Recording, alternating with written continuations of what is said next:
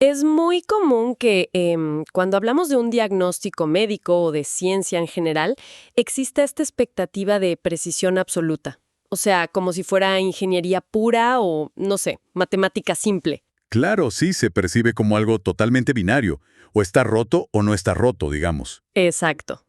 Alguien se cae, se rompe un brazo, la radiografía muestra esa línea blanca dentada y el médico simplemente la señala y dice, ahí está la fractura, eso es lo que hay que arreglar.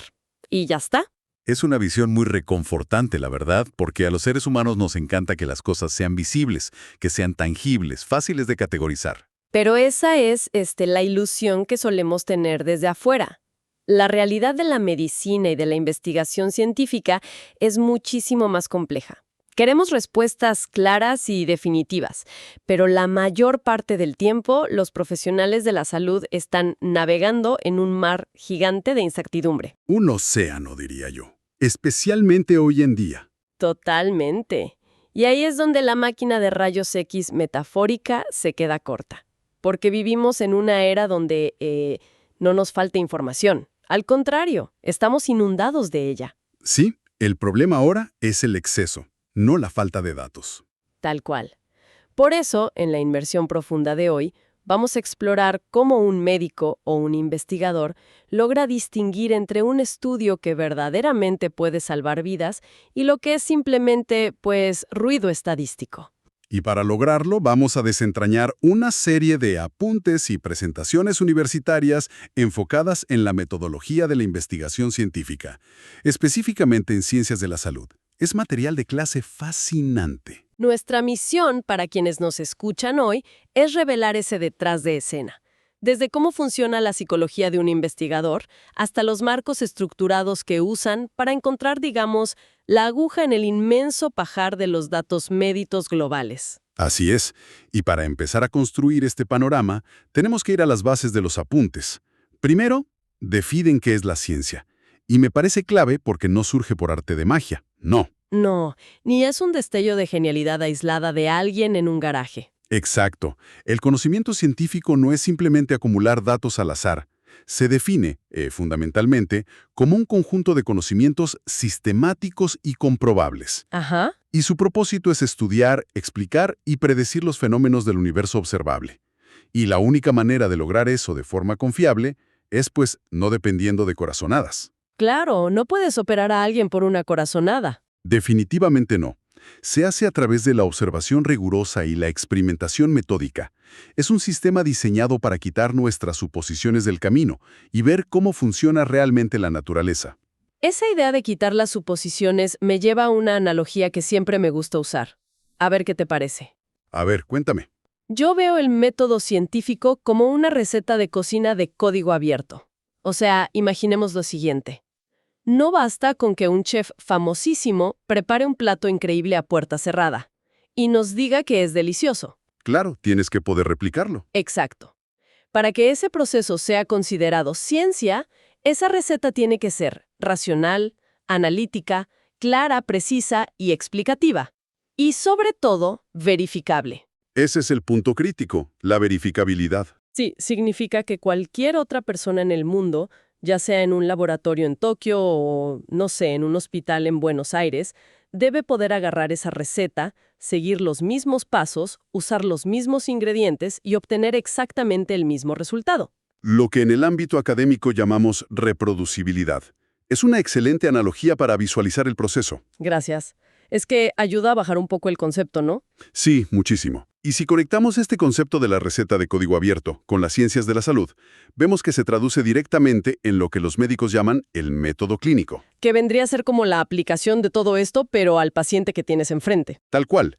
El método clínico es la aplicación del método científico al individuo. Se formula una hipótesis, que sería el diagnóstico presuntivo, y se pone a prueba mediante experimentos. Que en este caso serían los análisis de sangre, las radiografías. Exacto, los estudios de imagen, todo eso. En resumen, tanto la ciencia pura como el método clínico buscan alcanzar la verdad fáctica de una manera muy humilde, adaptando nuestras ideas a los hechos observables, no al revés. O sea, no puedes forzar la realidad para que encaje en lo que tú creías que tenía el paciente. Exactamente. Pero claro, aquí los apuntes nos plantean un problema de distribución interesante. ¿De qué sirve descubrir la cura para una enfermedad si el investigador guarda esa receta en el cajón de su escritorio? De nada. Si nadie se entera, el avance se pierde por completo. Y eso nos lleva a un punto que las fuentes analizan con mucho detalle, que es la psicología del investigador. Sí, es una sección súper interesante del material. Porque uno se pregunta, ¿qué es lo que realmente empuja a alguien a pasar años de su vida aislando variables en un laboratorio o analizando hojas de cálculo interminables? No es un trabajo fácil. Para nada. Los materiales identifican dos motores principales en la mente del investigador. Por un lado está la vocación pura. El amor al arte, digamos. Exacto, la búsqueda del conocimiento. Es ese deseo profundo de entender lo desconocido y la necesidad de resolver problemas concretos que afectan a la sociedad. Pero ojo, los científicos también son seres humanos. Claro, tienen cuentas que pagar y carreras que construir. Así es, están insertos en un sistema académico y profesional competitivo. Así que el segundo motor es la búsqueda de reconocimiento. Existe el deseo de ser el primero en descubrir algo, de publicar para avanzar. De obtener esa recompensa intelectual y profesional que valida todo su esfuerzo de tantos años. Y el vehículo principal para obtener ese reconocimiento y, bueno, comunicar el descubrimiento al resto del mundo es el artículo científico. El famoso paper. El famoso paper, exacto. Es el informe escrito y publicado que describe los resultados originales de una investigación. Y según los apuntes, tiene que cumplir requisitos súper estrictos. Sí, no puede ser un simple borrador. No, debe ser la primera divulgación formal del hallazgo. Tiene que estar completo para que otros puedan evaluar y repetir esos experimentos que mencionábamos en la receta. Y debe estar disponible permanentemente para la comunidad. Y aquí hay un punto importante. Es muy común que cualquier persona ajena al ámbito médico que intente leer un artículo científico sienta que el lenguaje está diseñado a propósito para ser, no sé, denso y confuso. Totalmente. A veces lees un párrafo y sientes que necesitas un diccionario y 3 cafés para entender una oración. Sí, es una percepción muy generalizada. Sin embargo, el objetivo del lenguaje científico es exactamente lo opuesto a la confusión.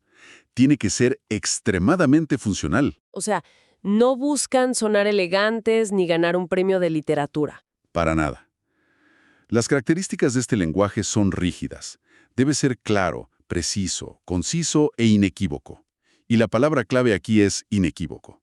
Que no dé lugar a dudas o a dobles interpretaciones. Exacto. En la poesía, la ambigüedad es un recurso hermoso, pero en la ciencia médica, una ambigüedad en la dosis de un fármaco puede ser fatal. Claro.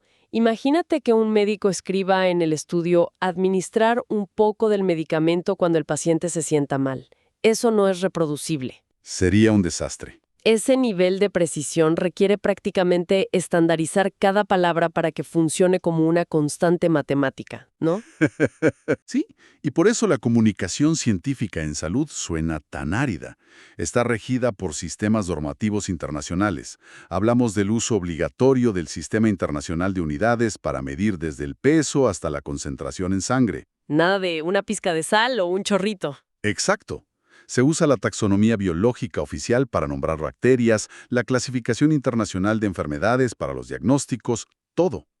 Todo este andamiaje existe para que un investigador en Alemania y un pediatra en Colombia, digamos, entiendan exactamente la misma molécula eliminando la barrera del idioma. Esa es la meta.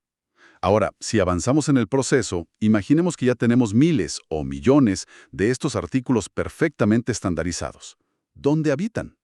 Esa es una gran pregunta, porque no están simplemente flotando sueltos en un buscador genérico de Internet. No, si buscas en la web normal vas a encontrar de todo, desde blogs hasta opiniones sin fundamento.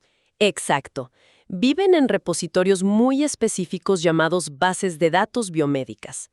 Las fuentes nos detallan a los gigantes de este sector, y es un ecosistema fascinante. Sí, mencionan a PubMed, que es reconocida como la fuente principal y gratuita del gobierno de Estados Unidos. Que es como la puerta de entrada para casi cualquier estudiante, ¿no? Totalmente. También mencionan Embase, que tiene una cobertura europea muy fuerte, especialmente si buscas temas de farmacología.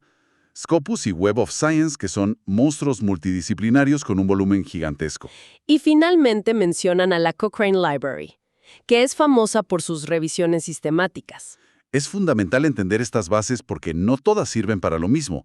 Tienen arquitecturas distintas para necesidades distintas. Y aquí es donde, analizando los gráficos de cobertura que incluyen las fuentes, surge una duda súper lógica sobre la eficiencia, porque los números son abrumadores. Sí, son millones de registros. Scopus tiene más de 25,000 títulos de revistas indexados. En comparación, bases como Cochrane representan un subconjunto minúsculo.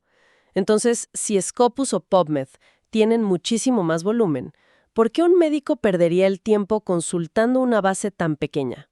Es una excelente pregunta. Porque lo lógico sería ir directo a la biblioteca más grande para asegurarte de no perderte nada, ¿verdad? Claro, pero esa es una trampa analítica muy común cuando nos enfrentamos al Big Data en medicina.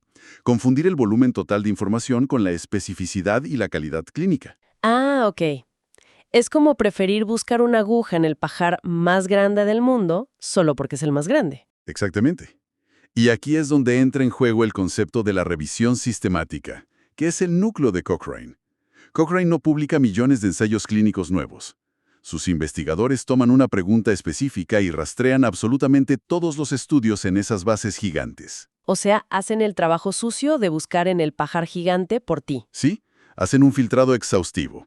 Descartan los estudios que tienen sesgos, los de metodologías pobres, y extraen los datos de los estudios rigurosos que sobrevivieron al filtro para combinarlos matemáticamente. Por eso Cochrane es más pequeña. No te da el pajar entero, te entrega la aguja ya pulida y evaluada. Tal cual. Es el estándar de oro para la toma de decisiones porque te ofrece un nivel de certeza clínica altísimo. Esa distinción aclara muchísimo el panorama, porque tener acceso a la biblioteca más grande del mundo no sirve de nada si tienes a un paciente esperando en el consultorio y no tienes idea de qué libro sacar. Es paralizante. Y este puente lógico, esta necesidad de aplicar el conocimiento masivo a la realidad del consultorio, es lo que da origen a la famosa medicina basada en la evidencia, o MBE. La MBE marcó un punto de inflexión absoluto en la práctica médica contemporánea. Se define como un enfoque que integra la mejor evidencia científica disponible, combinada con la experiencia clínica del profesional. Ajá. Y, algo fundamental que a veces se olvida, las preferencias y valores del paciente. Para visualizar cómo funciona esto en la práctica, los apuntes sugieren una imagen que me parece brillante por lo simple que es. Dicen que la medicina basada en la evidencia es como un taburete de 3 patas. Sí, el clásico taburete. Tienes la primera pata, que es la mejor evidencia científica, esos estudios de Cochrane, digamos. Tienes la segunda pata, que es la experiencia clínica del médico, porque el ojo clínico no se puede reemplazar con un PDF. Nunca. La intuición cultivada es clave. Y tienes la tercera pata, que son las preferencias, el entorno y los valores del paciente. La mecánica es implacable. Si falta una sola de esas patas, el asiento se derrumba y la atención médica fracasa. Es un modelo perfecto para explicarlo. Si un médico se obsesiona con los estudios recientes, pero ignora que, no tienen los recursos para pagar el tratamiento o le aterra un efecto secundario, la atención falla. O al revés, si el médico solo confía en su experiencia de hace 30 años y se niega a leer evidencia nueva, la atención también se vuelve obsoleta y peligrosa. Esa metáfora captura la interdependencia de los factores.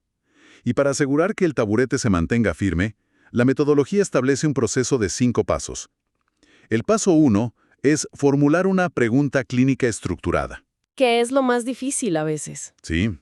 El paso 2 es rastrear la mejor evidencia en las bases de datos. El paso 3 requiere evaluar críticamente esa evidencia para ver si es válida. El paso 4 es la integración con el paciente. ¿Y el 5?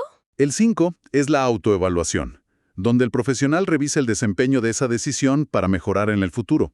Todo este proceso suena impecable, súper lógico en la teoría, pero las fuentes también admiten que implementar este modelo tiene barreras gigantescas en la vida real. Definitivamente no es un sistema exento de fricciones, es un ideal. Porque, seguir estos 5 pasos requiere una cantidad de tiempo de la que muchos profesionales en hospitales saturados simplemente no disponen, tienen 15 minutos por paciente. Ese es el mayor reclamo, el tiempo. Además, exige habilidades avanzadas de búsqueda y lectura crítica que no siempre se enseñan a profundidad en la universidad. Y para enfermedades raras, A veces simplemente no existe evidencia de alta calidad. Y está el factor humano, ¿no? La resistencia al cambio. Exacto. Es difícil para algunos profesionales modificar protocolos que llevan usando décadas. Es comprensible, es una transición compleja. Pero volvamos al principio de ese proceso, al paso 1, formular una pregunta clínica. Imagínense este escenario. Un médico está frente a la computadora y tiene una duda. Piensa, ¿será mejor operar esta rodilla ahora o darle fisioterapia? Una duda súper común de todos los días. Sí, pero si escribe esa duda coloquial en PubMed, el sistema le va a arrojar cientos de miles de resultados irrelevantes. ¿Cómo traducen los médicos esa duda humana al idioma de las bases de datos? Para resolver ese obstáculo, la metodología utiliza una herramienta estelar llamada Matriz Pico. Es un acrónimo que funciona como un algoritmo mental para organizar las ideas antes de tocar el teclado. A ver, desglosemos Pico. La P representa a la población o al paciente. Obliga al médico a definir características como edad o estadio de la enfermedad. La I es la intervención que se desea evaluar. Puede ser un medicamento, una cirugía. Ok, población e intervención. La C es la comparación. ¿Contra qué estamos midiendo esa intervención? ¿Contra un placebo? ¿Contra el tratamiento estándar? Y finalmente la O es el outcome, el resultado clínico que queremos medir. Reducir la mortalidad, aliviar el dolor, etc. Vamos a llevar esto a la práctica con los ejemplos de las fuentes, para que quienes nos escuchan vean el contraste. Imaginemos un escenario en cardiología. Un paciente mayor con arritmia y el médico se pregunta, ¿le receto el nuevo anticoagulante, apixaban, o le doy la warfarina de toda la vida? Bien, aplicando la matriz, la población, la P, sería pacientes adultos con fibrilación auricular no valvular. La intervención, la I, es uso de apixaban. La comparación, la C, es uso de warfarina. Y el outcome, la O, sería prevención de accidentes cerebrovasculares. Exacto. Al introducir esos términos exactos, el sistema filtra solo los ensayos clínicos que compararon esos dos fármacos en ese grupo de personas. Es un cambio radical. Probemos otro nivel, salud pública. Alguien en el gobierno se pregunta, ¿vale la pena financiar estatinas para todos los diabéticos para evitar infartos? En formato pico sería P, pacientes con diabetes tipo 2, sin antecedentes cardiovasculares, I, administración preventiva de estatinas, C, comparado con placebo o nada, y O, reducción en la incidencia de infartos a 5 años. Clarísimo. Y si nos vamos a pediatría, el clásico escenario de invierno. Padres en urgencias con un bebé con bronquiolitis. Preguntan si usan humidificador de vapor frío o nebulizaciones en casa. Ahí, la P es lactantes con bronquiolitis aguda. La I, uso de humidificadores de vapor frío. La C, comparado con nebulizadores con solución salina. Y la O, reducción de la tos, sibilancias o tasa de hospitalización. Ah, y me acuerdo que los apuntes también mencionaban un caso muy actual de la pandemia, que sirve perfecto de ejemplo. Sí, el de las pruebas rápidas de COVID. Exacto. Pacientes con síntomas leves de COVID, que sería la P, prueba rápida de antígenos como intervención. Y, comparado con la PCR, que es la C, para evaluar la precisión diagnóstica, la O. Ese nivel de estructuración demuestra cómo Pico actúa como un embudo cognitivo. Obliga al profesional a definir exactamente qué quiere lograr antes de buscar, y ahorra un tiempo incalculable. Totalmente. Ahora, Pico es excepcional para comparar un tratamiento A con un B. Pero, ¿qué pasa cuando queremos investigar, digamos, fenómenos más subjetivos, o saber si un estudio vale la inversión antes de hacerlo? Para eso los apuntes proponen marcos alternativos. Para evaluar la viabilidad de una idea antes de invertir tiempo y dinero, se usan los criterios Finner. Otro acrónimo. Sí, nos dice que una pregunta debe ser factible, o sea, tener los recursos y pacientes necesarios. Interesante, novedosa, ética, que es vital y relevante. Estos marcos no compiten, ¿verdad? Se complementan. Exacto. Puedes tener una pregunta pico perfecta para probar un químico en embarazadas, pero fallaría el filtro Finner ético inmediatamente. Pico te dice cómo medir, Finner te cuestiona si deberías hacerlo. Tal cual. Y para investigaciones cualitativas, como las experiencias de los pacientes, se usa Spider o Spice. Spider evalúa cosas como la muestra, el fenómeno de interés, el diseño, la evaluación. Es ideal para entrevistas o grupos focales. Es fascinante ver que hay una herramienta específica para cada faceta de la complejidad humana. Si damos un paso atrás y vemos todo lo que hemos analizado hoy, Es un trayecto monumental. sí. La ciencia médica no es un montón de datos en una bóveda. Nace de la vocación por resolver problemas, se disciplina con el método científico, se codifica en lenguaje universal para viajar por PubMed o Cochrane. Y aterriza en el consultorio a través de la medicina basada en la evidencia, impulsada por matrices como Pico o Feiner. Es la sistematización del conocimiento al servicio de la salud. Hermoso. Y para cerrar, queremos dejarle a nuestra audiencia una reflexión final. Hemos visto cómo Pico funciona como un algoritmo mental para filtrar bases de datos, pero la tecnología avanza rapidísimo. Vaya que sí. ¿Qué sucederá cuando una inteligencia artificial pueda leer toda la base de Cochrane, aplicar filtros, sintetizar evidencia y darle al médico la respuesta en microsegundos? Eso va a redefinir por completo la primera pata del taburete, la evidencia científica. Será casi instantánea. Exactamente. Y eso nos lleva a preguntarnos, si la IA resuelve esa pata tan eficientemente, ¿no se convertirá el verdadero desafío del médico del futuro en proteger y fortalecer apasionadamente las otras dos patas? La intuición clínica y la conexión con el paciente. Sí, porque los algoritmos podrán sugerir el mejor material para reparar el hueso, pero sentarse frente al paciente, entender el impacto de esa fractura en su vida, sus miedos, esa humanidad, la IA no puede reemplazarla. Es una reflexión muy profunda. La medicina del futuro necesitará estar anclada en la mejor evidencia automatizada, pero guiada por una empatía insustituible. Totalmente de acuerdo. Muchas gracias por acompañarnos en el análisis detallado de hoy. Hasta la próxima.